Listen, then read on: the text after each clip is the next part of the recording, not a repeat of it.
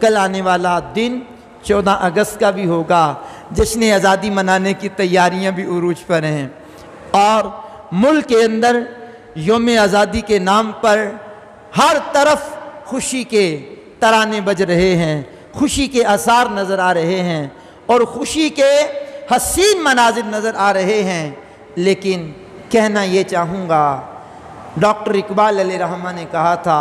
ہمارا خون بھی شامل ہے تزئین گلستاں میں، ہمیں بھی یاد کر لینا چمن میں جب بہار آئے۔ تو یہ بہار آ گئی ہے، اس کو خزاں میں تبدیل نہ کیجئے، ملک کے اندر افراط و تفریط کا سامنا نہ کیجئے، نہ اس تحریک کے جناب والا افراط و تفریط جو لوگ پھیلاتے ہیں ان کا حصہ نہ بنیے، ملک کو امن کا گہوارہ بنائیے، ملک کو صاف ستھرا کیجئے، گلیوں بازاروں کو صاف ستھرا کیجئے، اس صاف ستھرے کرنے میں اپنا حصہ ڈالیے،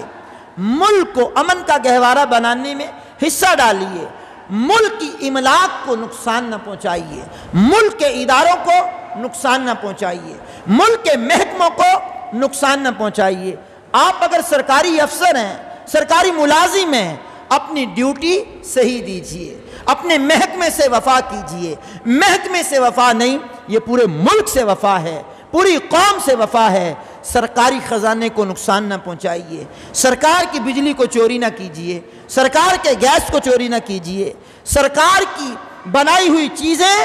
ان کی عزت کیجئے، احترام کیجئے، اپنے ملک کو ترقی کی راہوں پر چلائیے۔ یہ یوم آزادی کا پیغام ہے، یہ جشن آزادی کا پیغام ہے، اور یہ ہمارا پیغام ہے کہ لوگوں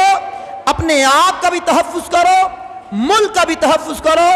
ملک کے اداروں کا بھی تحفظ کرو، ملک کی افواج کا بھی تحفظ کرو، ملک کی املاک کا بھی تحفظ کرو،